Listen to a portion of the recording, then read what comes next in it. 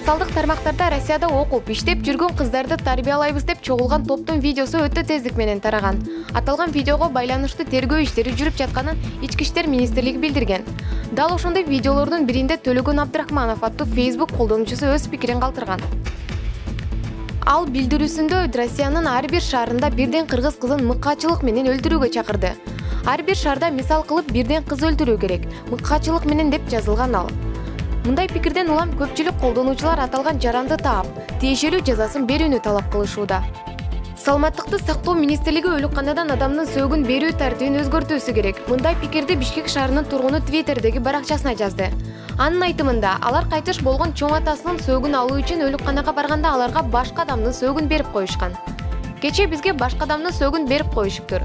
Эгерде үй бүлөбүз ооруп, айыкпаганда жана ал пакетти ачпаганыбызда, анда биз башка адамды көмүп коймокпуз. Чоң атамдын сөөгү эч кимге берилбептир. Ошондуктан издегенге туура келген жок. Апам башка адамдын сөөгүн өткөрүп, чоң атамды алып кетти. Саламаттыкты сактоо министрлиги өлүкканадан адамдын сөөгүн берүү тартибин өзгөртүүсү керек деп жазган жаран. Кыргызстандын футбол боюнча улуттук курама командасынын капитаны Валерий Кетчин Енисейдеги биринчи контролдук оюнда мушташа кетти. 22-июлда Крымск шаарында Енисей менен Хабаровск командалары 2 оюн өткөрдү. Енисей биринчи оюнда 2-1, экинчисинде 1-0 эсебинде жеңишке жетти. Кетчин негизги курам менен экинчи оюнда кирген, бирок оюн учурунда мушташа кетти.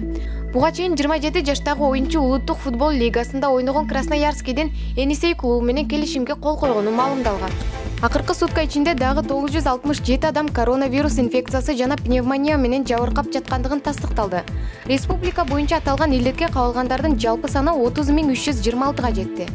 Өзбекстандын Сырдария облусуна караштуу Гулистан шаарында 1 жаштагы баласын сатууга аракет жасаган келин кармалды. Бул тууралуу Өзбекстан басылмалары жазып чыкты.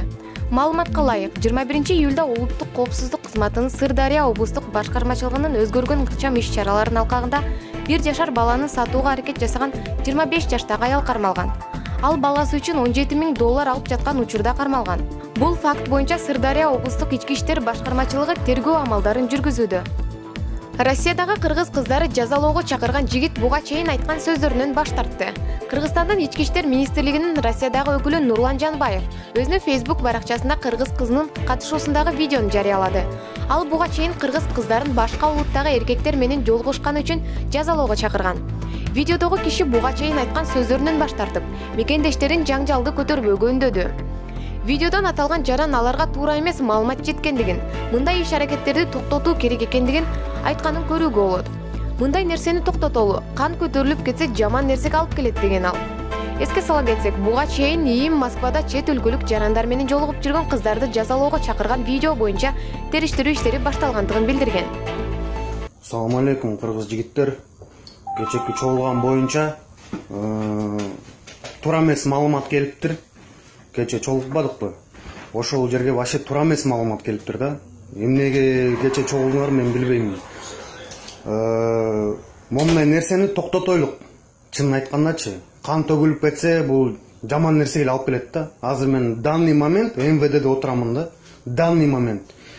И ушул данный момент МВДде отуруп менден спрос болуп атат конкретный. Ошону токтотойлук жигиттер. Если токтотпосок, бул жаман нерсеге алып келет да. Ойлоңула, жигиттер, болду. Хватит.